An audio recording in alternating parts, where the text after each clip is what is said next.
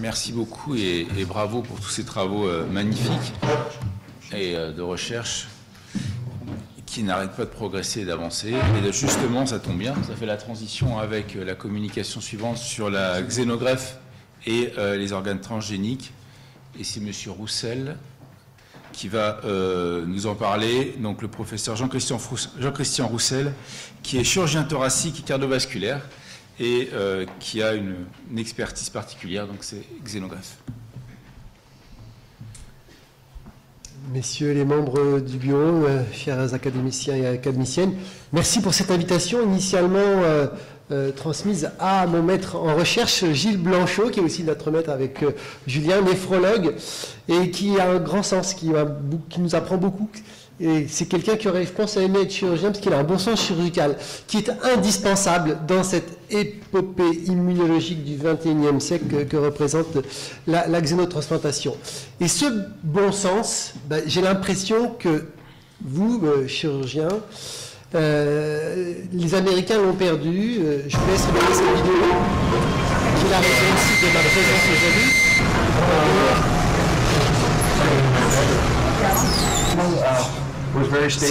La première greffe de cœur de porc chez l'homme, c'est M. Griffin, son chirurgien. On sort l'organe de sa machine de perfusion. Très bonne transition aussi avec Julien.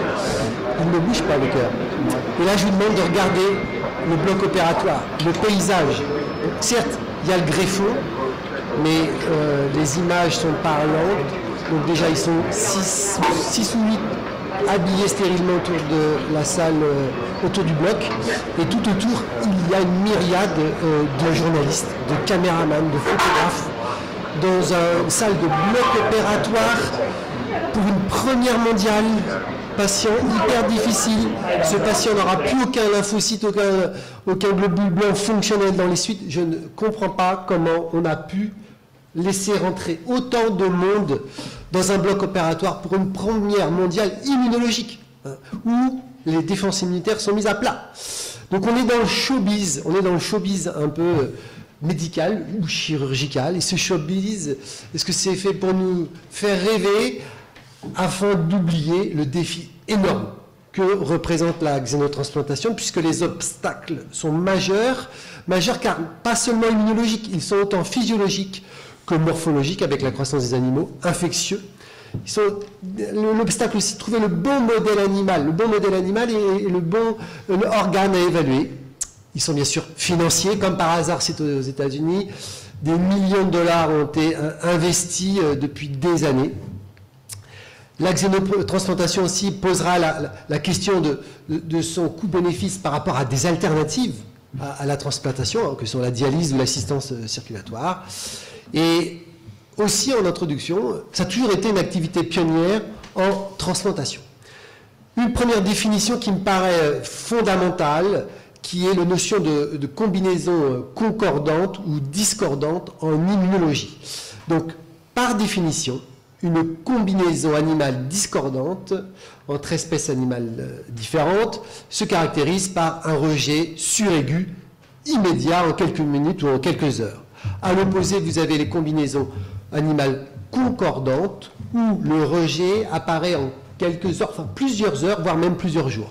Par exemple, en laboratoire, une combinaison rat-hamster peut survivre indéfiniment avec un tout petit peu de cyclosporine. Donc, nos maîtres, les pionniers en chirurgie, ont naturellement débuté des programmes de xénotransplantation avec une combinaison concordante. Et là, les premières greffes ont dépassé toutes les grandes dates connues de la première greffe cardiaque en 67 et bien avant le début de la cyclosporine. On commence en 1963 avec une première série de transplantations rénales en Louisiane avec Remsa. Il a l'intelligence de greffer 2 reins quand même, 2 reins de babouins, enfin de primates, de chimpanzés chez l'homme, dans une série de 13 patients. Survie un peu décevante quand même, 4 à 8 semaines, mais on utilisait à l'époque de l'azatioprine, de l'actomycine et des corticoïdes. À noter quand même un peu de l'irradiation corporelle totale.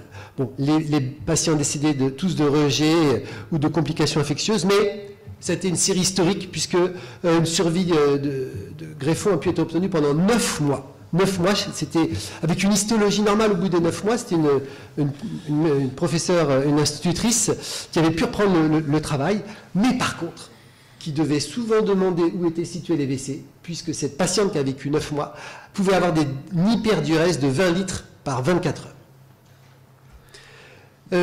L'ami de M. Remsa, Hardy James, qui s'était déjà fait connaître avec une première allotransplantation pulmonaire dans la même année, en 63, a voulu poursuivre les travaux de Remsa avec une première greffe cardiaque. C'est la première greffe cardiaque en position orthotopique, c'est en vérité une xénogreffe issue d'un cœur de chimpanzé, 45 kg, chez un patient un peu obèse, un vrai malade de chirurgie vasculaire qui était en état de choc cardiogénique, décès très rapide, 1 heure après, discordant, c'était pas le bon patient.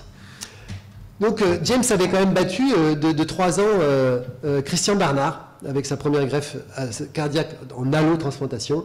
Et M. Barnard s'est un peu rattrapé 10 ans après avec le concept de mettre des greffons de singes en position hétérotopique pour faire un support circulatoire comme une ECMO. Donc le père de l'ECMO, c'est Christian Barnard, l'ECMO artério-veineuse en termes de support mécanique de l'hémodynamique. Voilà. La greffe cardiaque la plus médiatisée a été réalisée par Bailey, donc c'est la Babyfay en 1984. Il y avait de la cyclosporine. En théorie, on aurait pu avoir une très belle survie chez ce nouveau-né de 12 jours qui souffrait d'une hypoplasie du cœur gauche.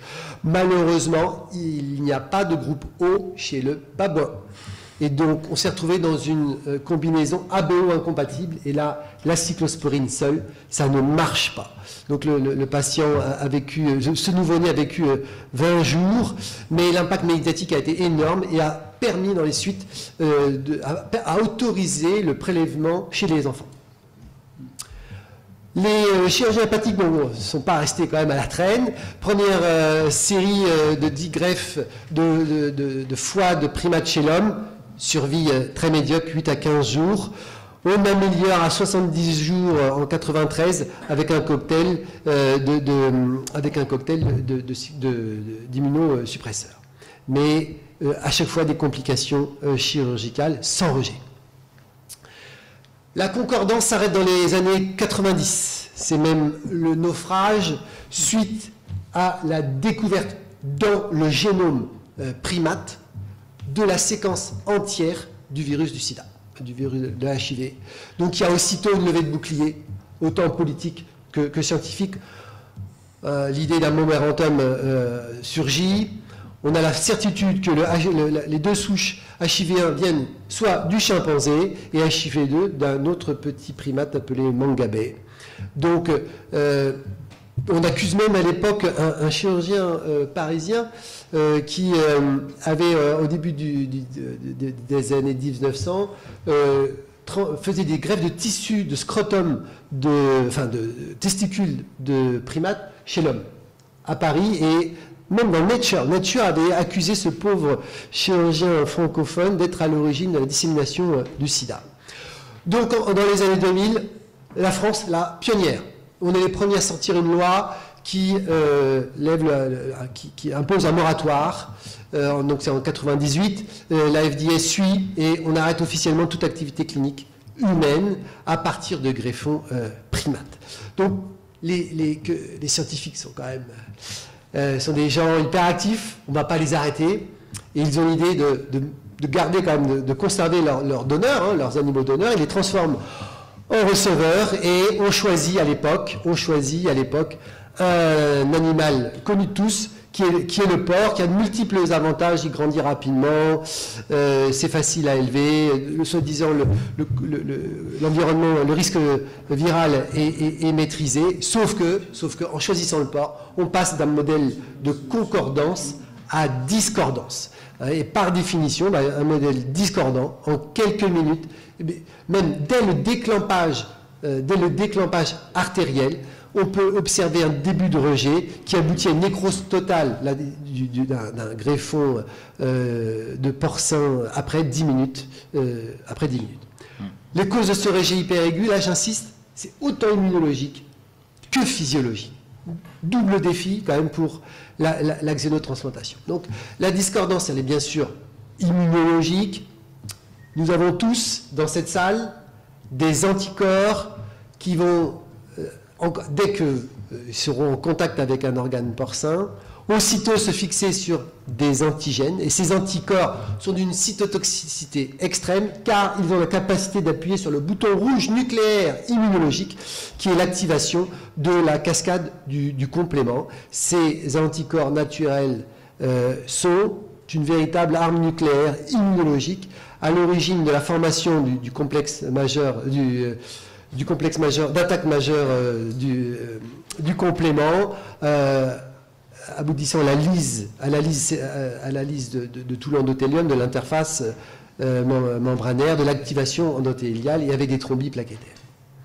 Pourquoi avons-nous des anticorps acquis, des anticorps préformés?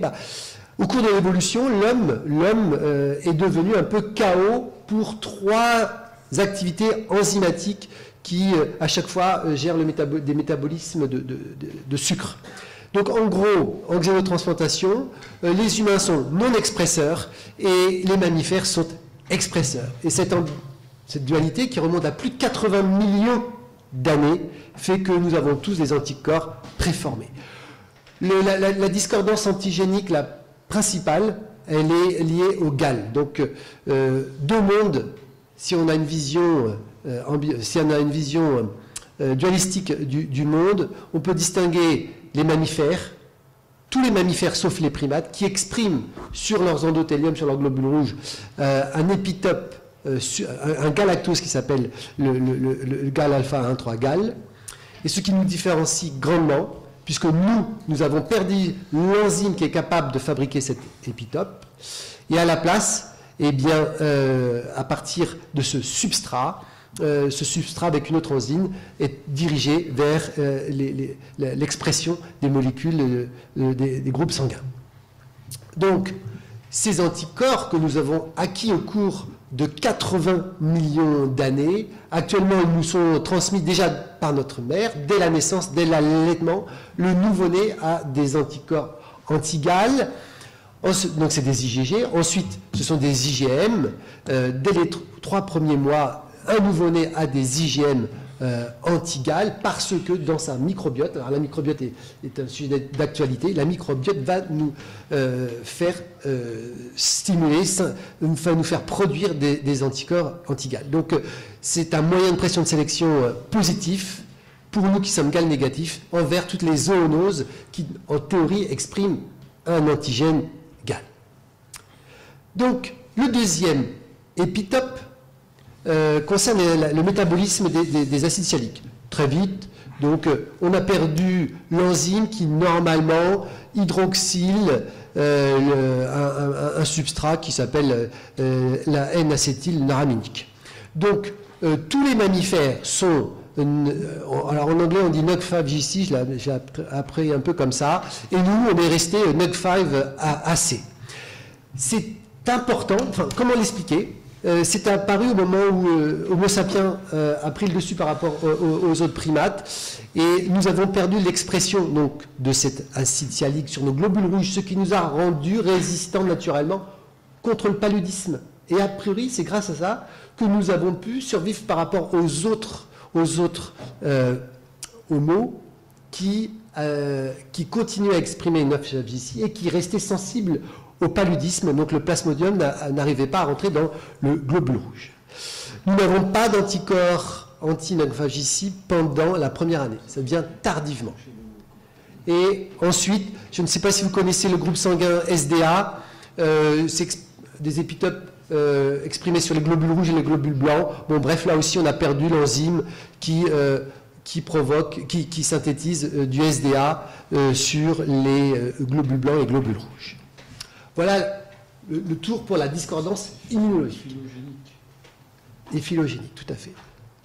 À mon avis, tout aussi important est la discordance physiologique, puisqu'elle concerne la régulation du système du complément, l'anticoagulation, le métabolisme et la croissance des greffons, la conservation, et là c'est très intéressant d'avoir Julien juste avant, qui pourra nous donner son avis, et aussi le système cardiovasculaire.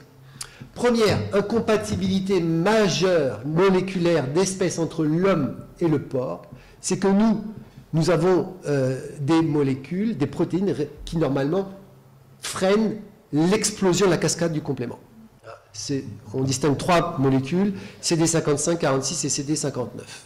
Malheureusement, l'équivalent porcin semble in vitro être incapable de freiner l'emballement du système du complément, lié à une incompatibilité moléculaire. Donc, lorsque le système du complément s'emballe, le porc ne peut pas le freiner, ne peut pas diminuer la formation du complexe majeur d'attaque.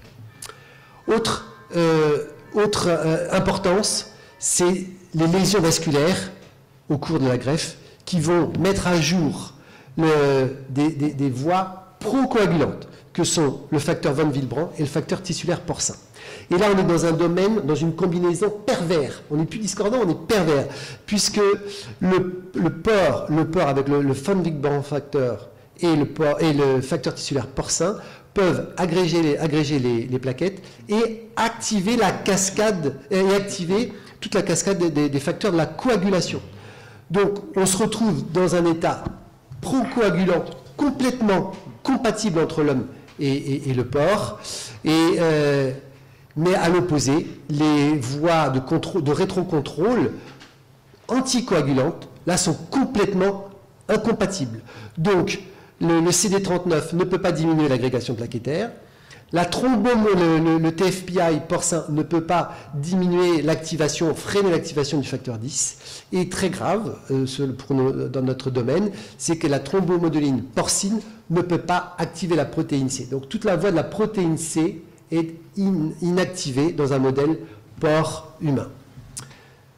Autre grande importance, c'est sur le plan rénal, il y a l'incapacité de la rénine porcine à cliver l'angiotensine chez le primate. Et gros problème de croissance des greffons porcins chez l'homme. Il continue à se développer avec un mismatch de taille qui peut devenir très important. Donc, aussi dernier point très important dans la discordance physiologique, c'est que le greffon cardiaque porcin ne tolère pas la préservation par les cristalloïdes. C'est vraiment un drame en position orthotopique. Si vous prenez un greffon porcin cardiaque et si vous le conservez par du cristalloïde, vous avez dans 60% des cas une défaillance cardiaque sévère. Et lorsque le greffon survit, vous avez une hypertrophie myocardique gravissime. Donc l'équipe de Munich s'est distinguée par des travaux vraiment incroyables. Ils ont pris des machines de perfusion et en préservant le greffon cardiaque porcin avec de la perfusion hypothermique, on prévient les défaillances cardiaques précoces, mais on a 100% d'hypertrophie myocardique sévère. C'est aussi très grave, très gênant pour des modèles précliniques. Et la seule solution pour les munichois a été la seule solution de sevrer rapidement les corticoïdes, de débuter un traitement anti-HTA, car on pense que le cœur de porc ne peut pas s'adapter à l'hémodynamique des primates ou de l'homme. La pression artérielle moyenne du porc est environ inférieure à 60, alors que nous sommes beaucoup plus élevés. Donc, gros problème sur le plan hémodynamique. Et les munichois ont aussi administré un antiprolifératif pour essayer de maintenir une taille normale de greffon. Donc, très vite, quels ont été les résultats? Sans immunosuppression, le rejet, c'est en quelques minutes.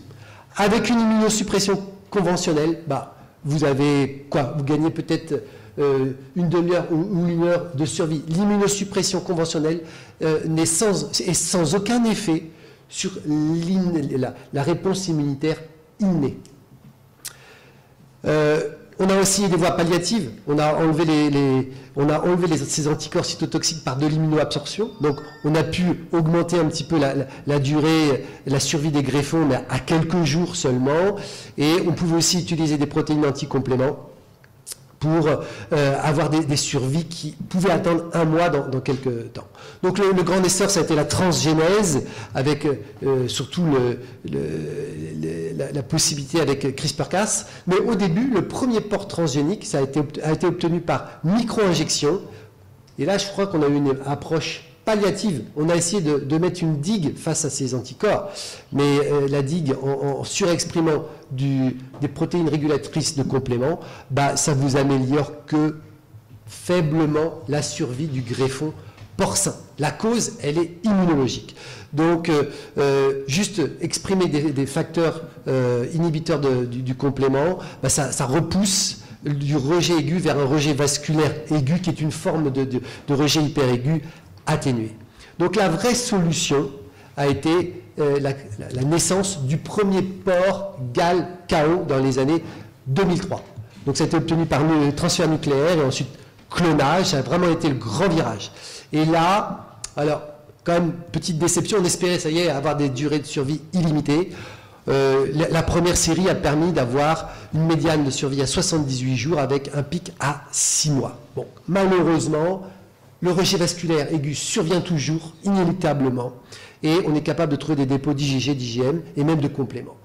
Ce qui sous-entend qu'il y a des anticorps non GAL qui interviennent, et les lésions sont aussi, les biopsies sont marquées par de la microangiopathie. Donc, très vite, on va créer plein d'animaux transgènes KO pour tous les épitopes. On va humaniser les porcs pour les voies anticoagulantes avec thrombomoduline et IPCR, et on va essayer de les rendre résistants à l'inflammation, à l'apoptose et autres, avec d'autres molécules. Donc on va passer de quelques minutes à quelques années, et il faudra s'aider également d'une optimisation de l'immunosuppression en utilisant des anticorps inhibant la voie de CD40 ligand. Et là, pour la première fois, on peut avoir 3 ans de survie d'un cœur de porc, mais en position orthotopique. Donc là, je pense qu'il y a un biais. Donc ce qui est fantastique, mais si ce cœur de porc, vous le mettez en orthotopique, en condition de stress hémodynamique réel, et bien là, c'est le drame, puisque s'ils sont conservés, on l'a vu, ils ne marchent pas. Les munichois, donc, ont réussi à avoir seulement 200 jours de survie avec de l'ex vivo et un traitement adapté. Donc, et dernier point, CRISPR aussi a permis d'éradiquer tous les rétrovirus. Pour ça, il y en avait une 50aine. Voilà. Donc, pour finir, il y a eu trois grandes publications en début d'année, les premières mondiales donc de greffe d'organes transgéniques chez l'homme. La première, Montgomery. Alors, il a un peu triché, hein. Il a greffé le greffon rénal sur les vaisseaux fémoraux pendant seulement 54 heures, avec un peu de corticoïdes et du MMF. Le rein était seulement GAL-KO.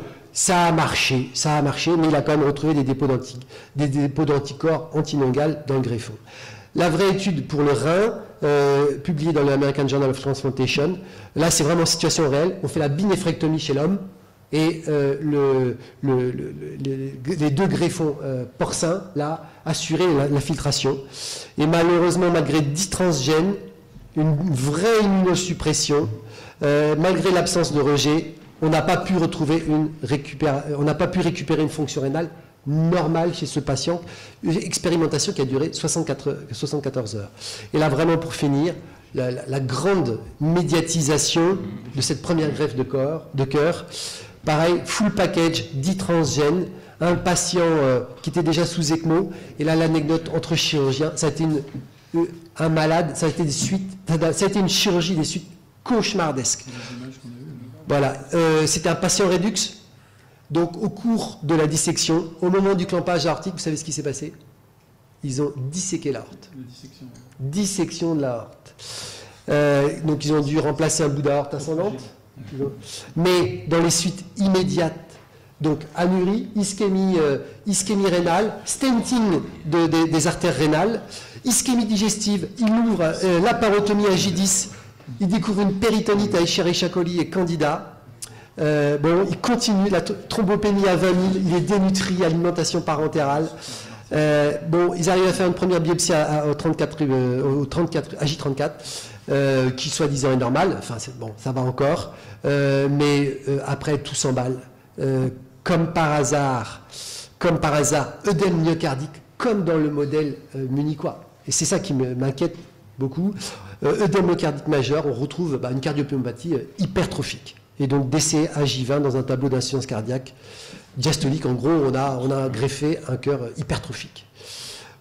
Peut-être amplifié par une myocardite à CMV qui n'avait pas pu être screenée. Donc en conclusion, oui, les organes porcins et une immunosuppression adaptée là, ont permis des efforts incroyables. Avons-nous quand même réussi à contrôler l'immunité innée et adaptative? Je ne pense pas. Grosse inquiétude sur la tolérance hémodynamique du greffon cardiaque chez l'homme. Donc on dépend entièrement de la transgénèse animale. C'est tombé dans le secteur privé américain, de grandes boîtes, Revivicor, Igenesis. Le risque infectieux viral, moi je n'arrive pas à comprendre la FDA. On sort d'une zoonose et idée de leur accord pour éventuellement redonner un nouveau contexte de zoonose. Je ne comprends pas. Donc il faut toujours bien garder ça en alternative aux autres alternatives à l'allotransplantation. Et pour le moment, je crois qu'il est trop tôt pour parler d'indication chez l'homme, tant qu'on n'a pas plus d'informations. Voilà, merci. Merci beaucoup, c'est magnifique ce que vous nous avez montré. Et, on se croirait presque dans un film de science-fiction, tellement c'est beau. Mais on revient les pieds sur terre en se disant que malheureusement, c'est pas pour aujourd'hui et qu'on a encore beaucoup de progrès à faire. Et heureusement qu'il y a des gens comme vous qui travaillent dans ce domaine. Et il faut souligner quand même qu'en France, je crois que vous êtes les seuls, c'est le seul laboratoire qui travaille dans ce domaine-là. Hommage à Guy Blanchot, voilà, qui a créé le laboratoire des grands animaux. Voilà, donc je crois que c'est vraiment un point qu'il faut noter et qu'il faut aussi pas hésiter à les soutenir, à vous soutenir et à vous faire connaître pour que justement cette recherche progresse aussi en France, et ça c'est un élément très important. Alors on rejoint un peu ce qu'on a vu tout à l'heure avec Julien, c'est-à-dire qu'en partant de ça, on a réappris, redécouvert, voire totalement découvert à nouveau la physiologie et l'immunologie, parce qu'en fait on partait d'un certain concept et on s'est rendu compte que la situation n'était pas celle-là et que les choses ne fonctionnaient pas de cette manière-là. Et donc on voit que avec ces voies-là, avec la transplantation, eh bien on apprend encore beaucoup sur le corps humain. Je suis sûr qu'il y a des questions ou des commentaires. Parce juste permettez de faire un commentaire pour vous féliciter, parce que vraiment c'était remarquable, de très haut niveau scientifique, et vous nous faites découvrir tout un monde qui demande encore bien sûr beaucoup de travaux, mais on a vu quand même la progression considérable qui s'est faite en peu de temps sur le concept de xénogreffe porcine en particulier. Et puis les chaos. Ça me paraît compliqué quand même l'histoire des xénogreffes. Pensez-vous qu'il y a des alternatives justement pour suppléer aux défauts d'organes par rapport à la voie que vous tracez dans la xénogreffe, parce que ça paraît une complexité. Votre question est très pertinente, parce que savez-vous pourquoi la FDA a donné son autorisation fin décembre pour une greffe cardiaque? C'est parce que pour la première fois dans l'histoire de l'assistance circulatoire et de la chirurgie cardiaque, il n'y avait aucun cœur artificiel disponible sur le marché.